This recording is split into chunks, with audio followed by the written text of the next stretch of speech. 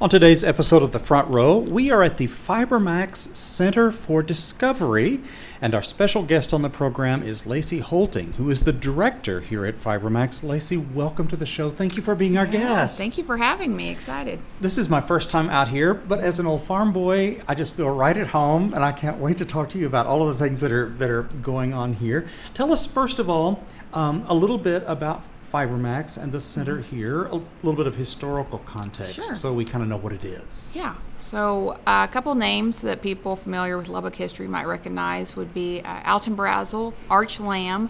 You know, they were county commissioners, and back when the big centennial celebration, you know, they were planning different exhibits.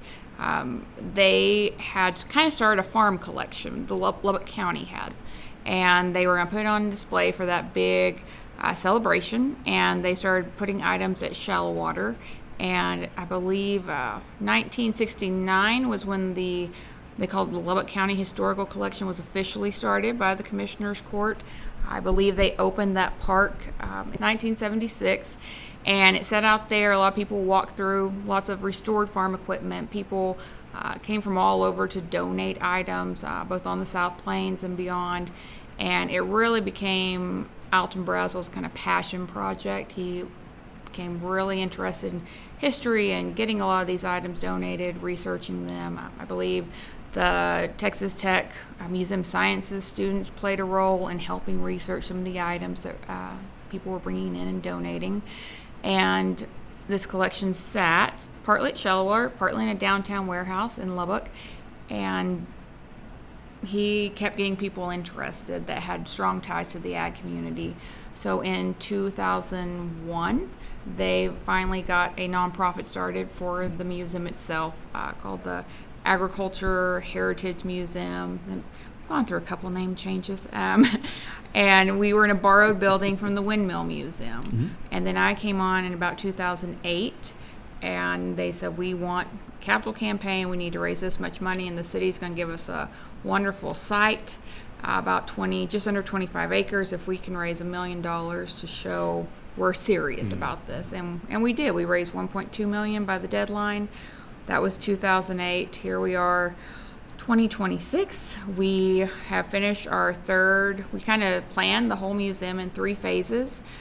We just finished the third phase of construction at the end of 24, and now we are trying to finish out the exhibits in this new piece so we can open it to the public. But the rest of it is still currently open. Yeah. So. Wow. When you say names like Arch Lamb and Alton Brazel, those are names from my childhood that were big figures. Yeah, oh, absolutely. I love that you can honor their legacy with this museum and continue all the things they wanted to do. That's fabulous. Yes, in fact, the first phase we built of the museum is called the Alton Brazel Museum, because he spent hours upon hours just hand hanging so many artifacts. You know, he took a lot of pride in it. He told me one time he tried to find a hobby, and he went fishing one time, and he said the whole time he was on the boat, he just kept thinking about all the things he could be doing if he was back at the house or at the office.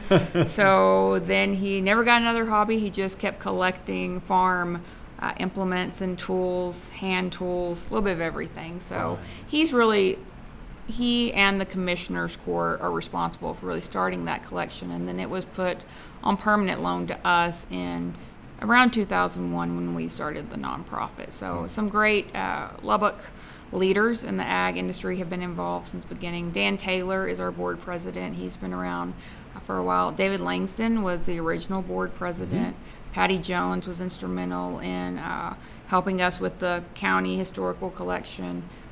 Lots of names. Waylon Carroll, a lot of people involved in education might recognize that one. Stanley Young.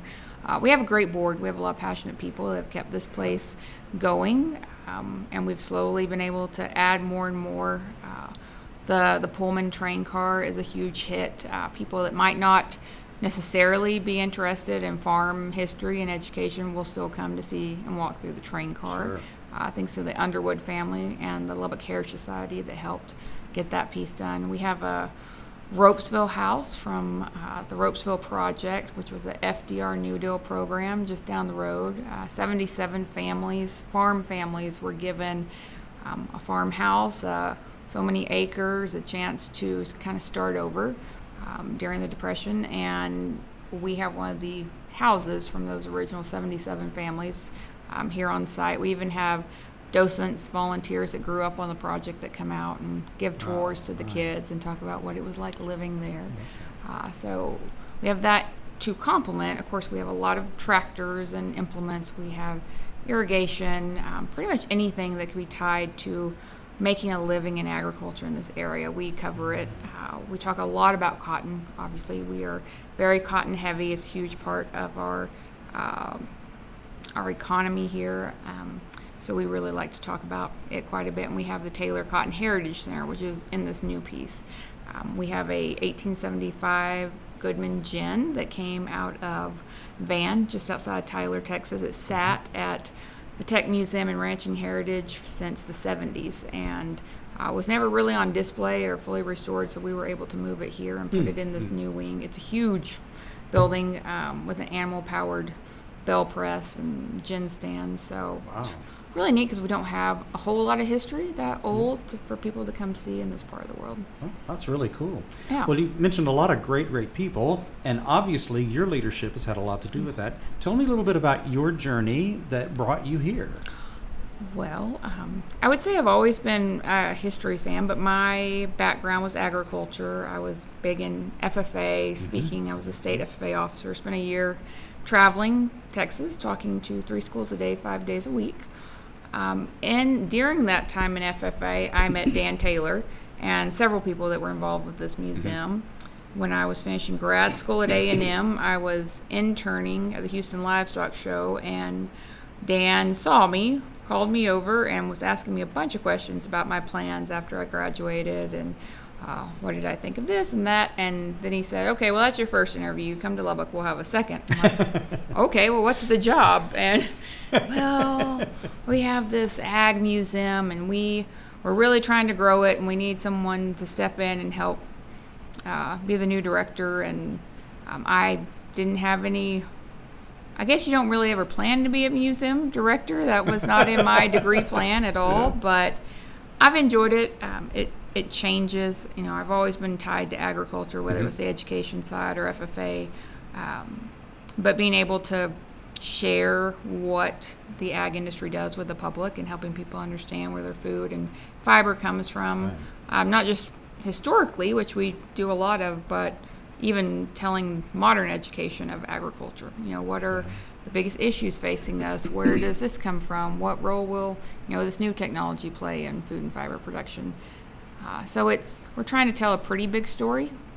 We do it in a lot of different ways. We try to be hands-on. We have Pepper's Ghost holograms. We have interactives. We have all kinds of things that I hope are engaging for all different age levels and generations. So. Well, I just love that you're on top of all the latest stuff, but you also have, of course, this incredible collection. As I was driving up, it really took me back because, you know, those of us who grew up in the 60s, you know, I would see a lot of that vintage of equipment that had been discarded, right, you know, and was just sort of in farmers' barns and stuff like that. So yes. It kind of takes you back. But all of the things you have been restored. They look great. Thank you. And it's really, really terrific to see all of that. And I understand that you have a big event that's going to be coming up later on. Tell us about that. Yes. Night for the Museum is our annual gala. This year it's scheduled for August 25th. A little bit different. We always have a speaker. It's been everything from ag economists to comedians, and this year his name is Max Goodwin. He is a mentalist, which is kind of a fancier kind of magician, but you know, they're able to read people's from their body language, or you know, they're just really good at reading people and understanding how the mind works, and I think he'll kind of challenge our audience and be very entertaining. We do it at the Civic Center. We usually have a band there. We have great food. I mean, any ag event, you've got to have great food. So we have prime rib usually, all the goodies, desserts. It's an open bar.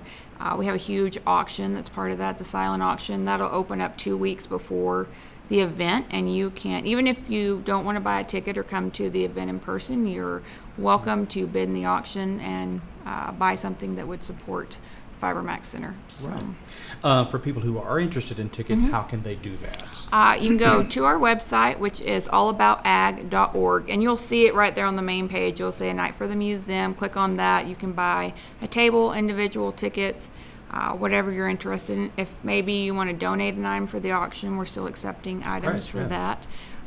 But yeah, we'd love to have some people come and hear our story and see what we're all about, and that generates not quite half, but a very big chunk of our operating income for the year. So right, great. For people who are interested in the museum and just want to see the museum, tell us a little bit more specifically about times and dates, how to do that. We are open currently Tuesday through Saturday from 10 a.m. to 5 p.m. Our admission rates are fairly affordable, but if you're a member, it's free, which is the most affordable option. And membership started at $100 a year, so kind of helps support us all year long, not just the one time you come and visit. Our admission rates are going to go up a little bit at the end of August to help pay for the new wing, and because of all the new things we've been able to add. So it'll be $10 a person, or $8 for kids and seniors. And then we do have a discount for military, current military. Right. So excellent. Great. Lacee Hoelting is the director of the FiberMax Center for Discovery, where we are today. I want to thank you so much for being our guest on the front row today. Well, thank you. I enjoyed it. Nice meeting you and talking to your fans that support arts and culture. That's awesome.